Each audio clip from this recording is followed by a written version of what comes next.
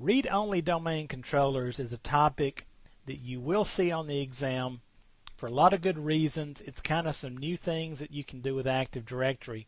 And what I want to do here in this video is introduce you to the concept, kind of tip you off to the major things you need to understand for the purposes of the exam. And then, like everything else here, strongly recommend that you go out and do some additional reading on this before you actually set the exam. First of all, a read-only domain controller is an Active Directory domain controller. It has a copy of the Active Directory database. But notice it contains a complete read-only copy of the Active Directory database, all the Active Directory partitions. Now, what does that get you? Well, it gets you the ability to put Active Directory somewhere where you can read from it, but you're not exposing the network to unauthorized updates. Now, notice here that it also has a read-only copy of the sysvol folder contents. And as you know, anything we put in the sysvol folder gets replicated around, just like Active Directory. So when should you use this?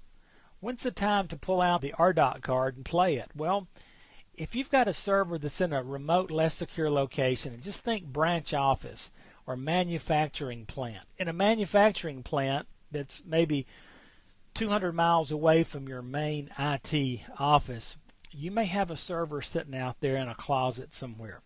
And yeah, the door might be locked, but you know, this is a 24-hour place and there's folks in and out all the time. It'd be very easy for this server to be physically intruded upon.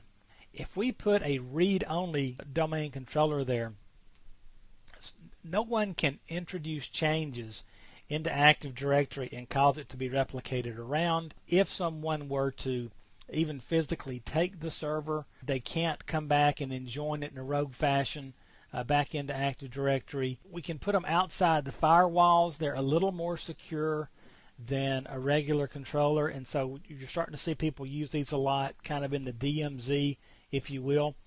Now, the advantages of this are, again, first of all, obviously security. They only get inbound replication.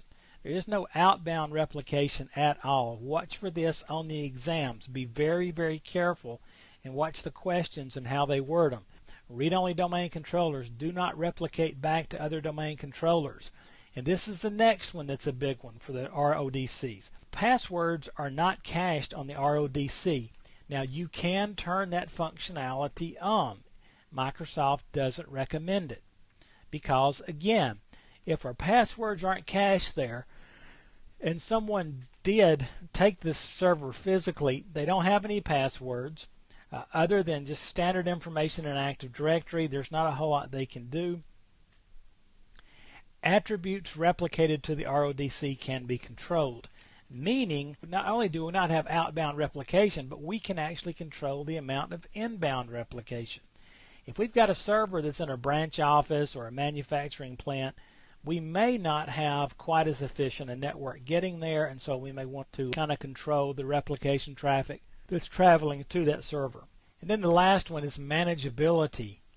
The administrator role separation, or ARS, allows delegation of administration of RDocs to non-administrative users or groups. Now, what that's going to mean is if we're putting a server out in a remote location and we're trying to limit the functionality of Active Directory on it as far as replication and so forth, then that means that we probably also may have some non-administrative users out there. Now, we might have some knowledgeable users, but they're not really full administrators, and we don't want to make them full administrators. So we can use the administrator role separation to give them certain permissions that they can do that are kind of pseudo-administrative permissions.